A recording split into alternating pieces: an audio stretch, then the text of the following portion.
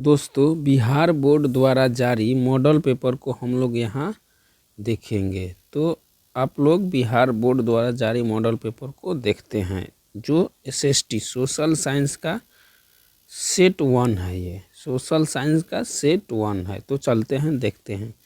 ठीक है, पहला क्वेश्चन है, हिंद चीन में बसने वाले फ्रांसीसी कहे जाते थे। तो हिंद चीन में जो बसने वाले फ्रांसीसी थे उनको कोलोन कहा जाता था, कोलोन।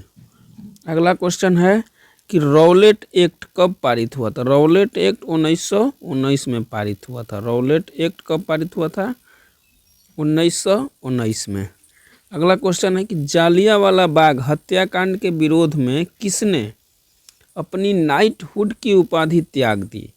तो रविंद्रनाथ टैगोर। रविंद्रनाथ टैगोर जालियांवाला बाग हत्याकांड हुआ था तो उसके बाद अपनी नाइटहुड की उपाधि त्याग दिए थे। चौथा क्वेश्चन है कि जर्मनी के एकीकरण में किसकी भूमिका महत्वपूर्ण थी।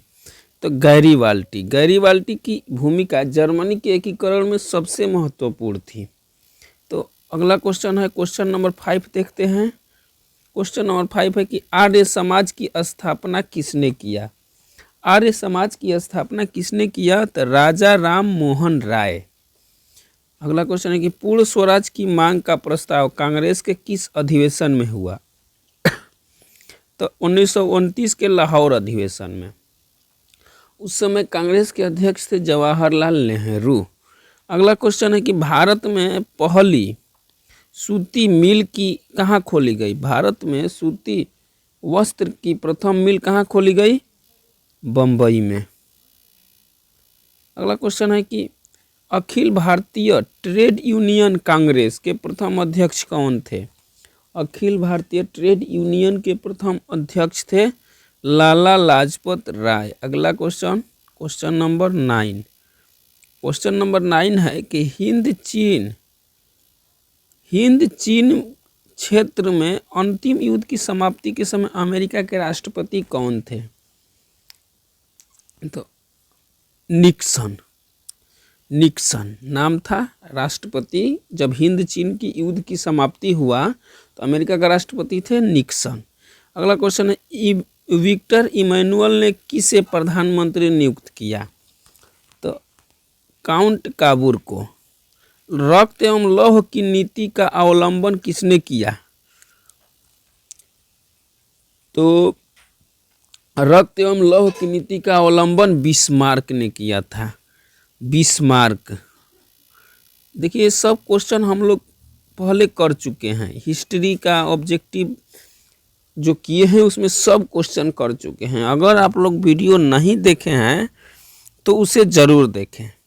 अगला क्वेश्चन है, नई आर्थिक नीति कब लागू हुई।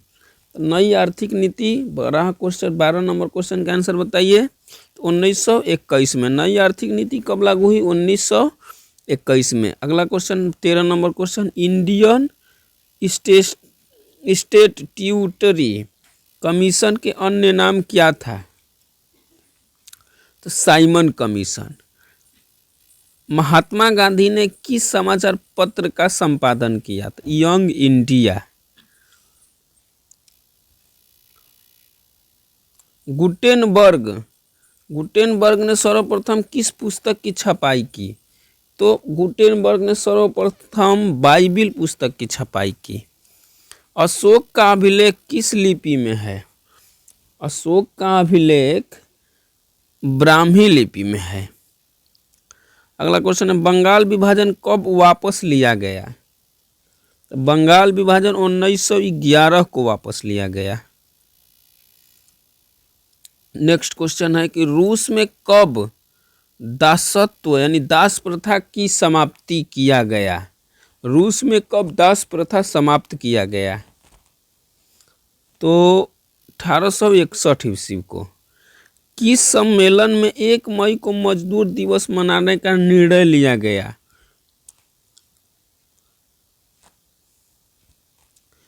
तो बताइए, द्वितीय अंतर्राष्ट्रीय सम्मेलन। द्वितीय अंतर्राष्ट्रीय सम्मेलन में 1 मई को मजदूर दिवस मनाने का निर्णय लिया गया। अगला क्वेश्चन है कि हो ची मिन्ह की सरकार थी। हो ची मिन्ह की सरकार कहाँ थी? तो उत्तरी वियतनाम में। आप लोग को कुछ समय दे रहे हैं, आप लोग थोड़ा मारिए, मिलाइए, देखिए अपने आप को कि हम लोग कितना तैयारी किए हैं। ठीक है, क्योंकि एग्जाम बहुत ही करीब आ गया है। अगला क्वेश्चन देखते हैं। अगला क्वेश्चन है कि वार एंड पीस किसने लिखा? तो वार एंड पीस को किसने लिखा? टॉलस्टॉय। सोवियत संघ का विघटन कब हुआ? सोवियत संघ का विघटन, रूस का टुकड़ा, रूस का पुराना नाम, पहले नाम क्या था? सोवियत संघ। उसका विघटन 1991 में हुआ। पटना को अजीमाबाद का नाम किसने दिया? पटना को अजीमाबाद किसने कहा था? अजीम उस शान, अजीम उस शान। अगला क्वेश्चन है पाटलिपुत्र नगर की स्थापना किसने की? अजात शत्रु। पाटलिपुत्र का स्थापना किसने की? अजात शत्रु। अगला क्वेश्चन है कि भारत में राष्ट्रीय आय की गणना किस संस्था द्वारा की जाती है? तो ये बताए हैं ना पिछले वीडियो में आप लोग, इकोनॉमिक्स का क्वेश्चन है। अगर आप लोग पिछला वीडियो इकोनॉमिक्स वाला ऑब्जेक्टिव नहीं देखे हैं तो उसे आप लोग एक बार ज़रूर देखिए, तो इसको देखिए, सब आएगा आपको। तो भारत में राष्ट्रीय आय की गणना केंद्रीय सांख्यिकी संगठन करता है, जिसे हम लोग बोलते हैं CSO, केंद्रीय सांख्यिकी संगठन। अगला क्वेश्चन, योजना आयोग का गठन कब हुआ? तो 15 मार्च 1950 को। 15 मार्च 1950 को। ठीक है, योजना आयोग का गठन जवाहरलाल नेहरू के द्वारा 15 मार्च 1950 को किया गया। अब योजना आयोग के नाम स्थान पे नीति आयोग की स्थापना हो गया 1 जनवरी 2015 से। 1 जनवरी 2015 से क्या हो गया है? 1 जनवरी 2015 से नीति आयोग हो गया है योजना आयोग के स्थान पे, मोदी जी कर दिए हैं। अगला क्वेश्चन देखते हैं। अगला क्वेश्चन है कि उत्पादन के साधनों पर निजी व्यक्ति का स्वामित्व होता है, तो उस अर्थव्यवस्था को क्या कहते हैं? निजी व्यक्तियों का। देखिए, निजी व्यक्तियों का जब रहेगा तो पूंजीवादी अर्थव्यवस्था, जो अमेरिका में है। पूंजीवादी अर्थव्यवस्था का एग्जाम्पल अमेरिका। अगला, गैस और बिजली उत्पादन किस क्षेत्र का अंग है? गैस और बिजली उत्पादक द्वितीयक क्षेत्र। फैक्ट्री से संबंधित है तो द्वितीयक क्षेत्र, कृषि से संबंधित रहेगा तो प्राथमिक क्षेत्र, सेवा से संबंधित रहेगा तो तृतीयक क्षेत्र। अगला क्वेश्चन है बांग्लादेश की मुद्रा क्या है? तो बांग्लादेश की मुद्रा क्या है बताइए? तो टका। बांग्लादेश की मुद्रा का नाम टका। अगला क्वेश्चन है प्रोफेसर मोहम्मद यूनुस का संबंध किस देश से है? यूनुस का संबंध किस देश से है? बांग्लादेश से है। प्राथमिक कृषि साख समिति कृषकों को किस प्रकार का ऋण प्रदान करती है? किस प्रकार की ऋण प्रदान करती है? तो अल्पकालीन ऋण प्रदान करती है। जवाहर रोजगार योजना किस वर्ष शुरू हुआ? जवाहर रोजगार योजना किस वर्ष शुरू हुआ बताइए? तो 1989 में, 1989 को। अगला क्वेश्चन है मनरेगा में एक वर्ष में कितने दिन का रोजगार देने की गारंटी दी जाती है? तो 100 दिन का। मनरेगा में कितने दिन के रोजगार देने की गारंटी दी जाती है? तो 100 दिन का। ठीक है।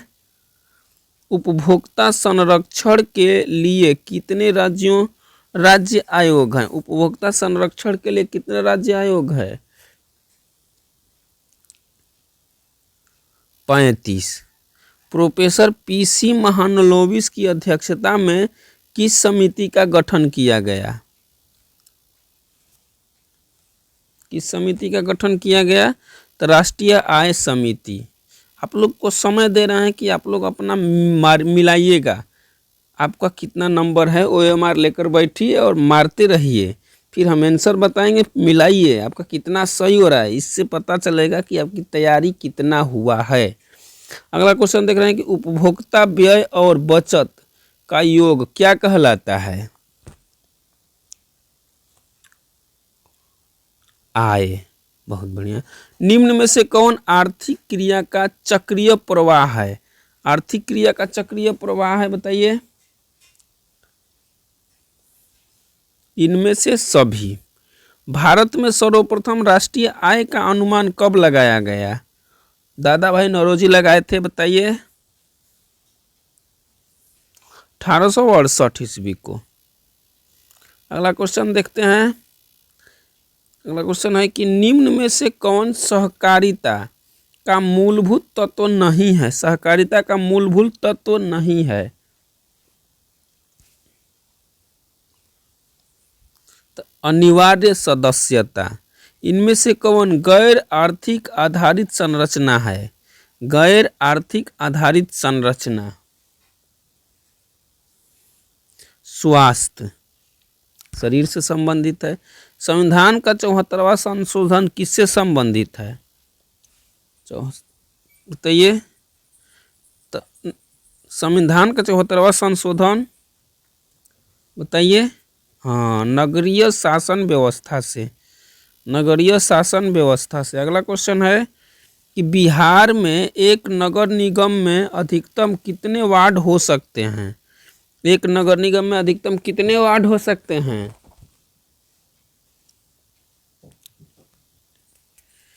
75। चिपको आंदोलन किससे संबंधित है? तो सुंदरलाल बहुगुणा। सुंदरलाल बहुगुणा। चिपको आंदोलन पेड़ बचाने से संबंधित है, यानी पर्यावरण से संबंधित है जो। हाँ, चलिए अगला क्वेश्चन चलते हैं। चिपको आंदोलन के नेता कौन थे? सुंदरलाल बहुगुणा। अगला क्वेश्चन देखते हैं।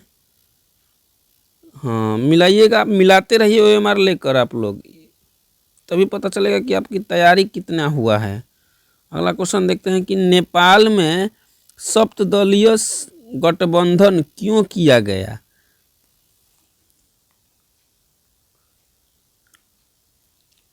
लोकतंत्र की स्थापना के लिए। लोकतंत्र की स्थापना के लिए नेपाल में सप्तदलीय गठबंधन किया गया। बहुजन समाज पार्टी की स्थापना किसने की? बहुजन समाज पार्टी की स्थापना किसने की? कांशीराम। अगला है दल बदल कानून लागू होता है। दल बदल कानून कब लागू होता है? तो सांसदों और विधायकों पर। ये सब हम लोग पिछले वीडियो में पढ़ चुके हैं। अगला क्वेश्चन है कि झारखंड बिहार से कब अलग हुआ? झारखंड बिहार से कब अलग हुआ? तो ये भी पहले हम पढ़ चुके हैं, 15 नवंबर 2000 को। 15 नवंबर 2000 को। अगला क्वेश्चन है कि इनमें से कौन संघीय प्रणाली की विशेषता नहीं है? संघीय प्रणाली की विशेषता नहीं है। तो एकहरी शासन व्यवस्था संघीय प्रणाली की विशेषता नहीं है। अगला लोकसभा हेतु चुने हुए सदस्यों की अधिकतम संख्या कितनी हो सकती है? तो 545। चुने, देखिए कुल चुने नहीं लगाएगा ना, चुना नहीं लगाएगा तो 545, लेकिन चुने हुए लगा देगा तो 543। ठीक है, क्योंकि दो लोकसभा में 2 गो सदस्यों को राष्ट्रपति मनोनीत करते हैं। ठीक है, अगला क्वेश्चन चलते हैं। अगला क्वेश्चन है कि पूर्व में बांग्लादेश जाना जाता था, पहले बांग्लादेश का क्या नाम था? तो पिछले क्वेश्चन में भी ये लोग हम लोग ये देख चुके हैं कि पूर्वी पाकिस्तान, बांग्लादेश को पहले पूर्वी पाकिस्तान कहा जाता था, जो 1971 में आज़ाद हुआ, बांग्लादेश उसका नाम पड़ा।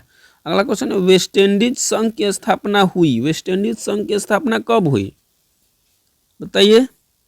तो 1958 में। वेस्ट इंडीज संघ की स्थापना 1958 में।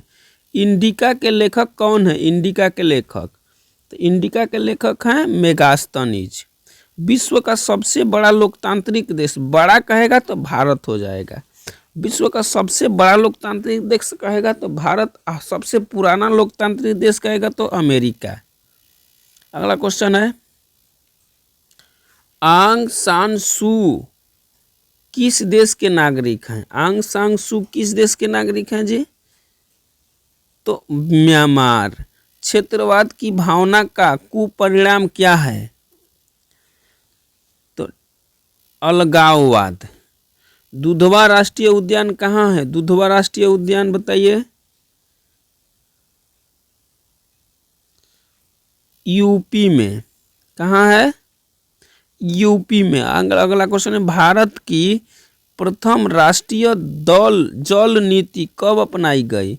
तो सितंबर 1987 को। सितंबर 1987 को। अगला क्वेश्चन देखते हैं भाई। अगला क्वेश्चन है 58, विश्व में सर्वाधिक वनावरण वाला देश, सबसे अधिक वन जंगल कहाँ है? तो उसका नाम है रूस। उसका नाम है रूस।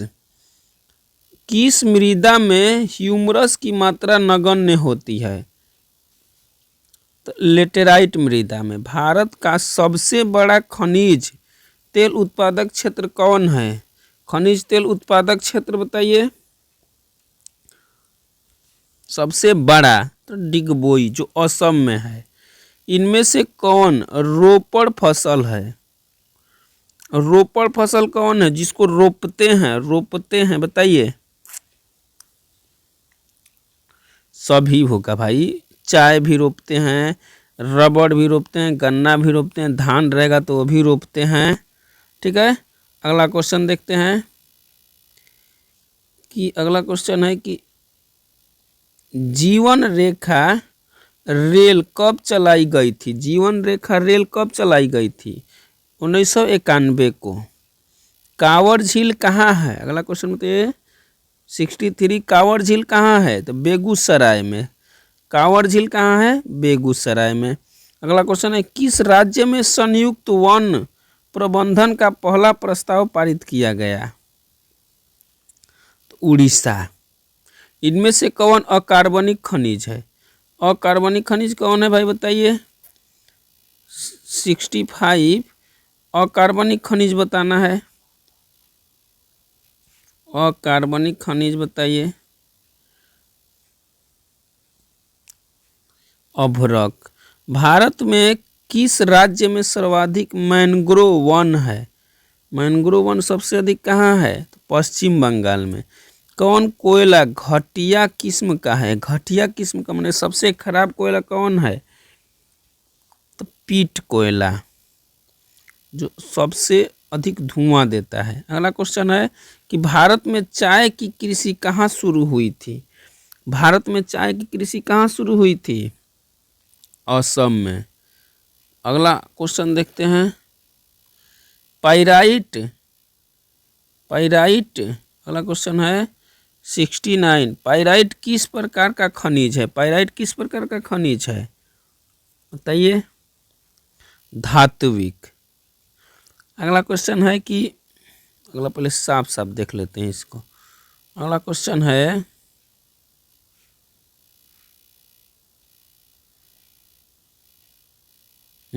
70 क्वेश्चन है कि भारत का पहला परमाणु शक्ति संयंत्र कौन है? तारापुर महाराष्ट्र में है, बताए थे पिछला वीडियो में। कोडरमा का संबंध किस खनिज से है? कोडरमा का संबंध किस खनिज से है? अभ्रक। कोडरमा का संबंध किस खनिज से है भाई? अभ्रक। अगला क्वेश्चन है, किस देश ने ओपेक की सदस्यता त्याग दी है? किस देश ने ओपेक की सदस्यता त्याग दी है? कतर। ओपेक तेल से संबंधित है, तेल जो है उसको निर्यात करता है। इनमें से कौन जूट का अग्रणी उत्पादक है? जूट का अग्रणी उत्पादक कौन है? तो भारत, बांग्लादेश। ठीक है, भारत बांग्लादेश विश्व में यही दो अधिक उत्पादन करते हैं, लेकिन जूट का अग्रणी उत्पादक कहेगा तो भारत नहीं बांग्लादेश होगा। क्या होगा जूट का अग्रणी उत्पादक देश? बांग्लादेश। आसवन बांध किस नदी से संबंधित है बताइए। आसवन बांध नील नदी पर। नील नदी को ही मिस्र की देन कहते हैं। अगला क्वेश्चन है कि इनमें से कौन प्राकृतिक आपदा नहीं है, बताइए। यह क्वेश्चन ये हम लोग आपदा में देख चुके हैं। आतंकवाद। विनाशकारी भूकंप से बिहार किस वर्ष प्रभावित हुआ? बिहार में भूकंप बहुत विनाशकारी आया था, किस वर्ष? 1934 में। अगला क्वेश्चन है कि बाढ़ के समय कौन स्थान सुरक्षित है, बताइए। बाढ़ के समय कौन स्थान सुरक्षित है? तो ऊंची भूमि। पिछले वीडियो में बताए थे। स्खलन से अभिप्राय क्या है? स्खलन से क्या अभिप्राय है? इनमें से सभी, मतलब मलबों का खिसकना, चट्टानों का गिरना, चट्टानों का खिसकना। अगला क्वेश्चन है कि आकस्मिक प्रबंधन का प्रमुख घटक है। तो इनमें से सभी, मतलब स्थानीय स्वशासन, स्वयंसेवी संगठन, स्थानीय लोग। अगला क्वेश्चन है कि भूकंप संभावित क्षेत्रों में भवन की आकृति कैसी होनी चाहिए? त्रिभुजाकार। भी पिछले वीडियो में। तो दोस्तों, यह बिहार बोर्ड द्वारा जारी किया गया मॉडल पेपर, ठीक है, सोशल साइंस का, सामाजिक विज्ञान का सेट 1 था। तो thank you for watching this video. See you, take care, bye.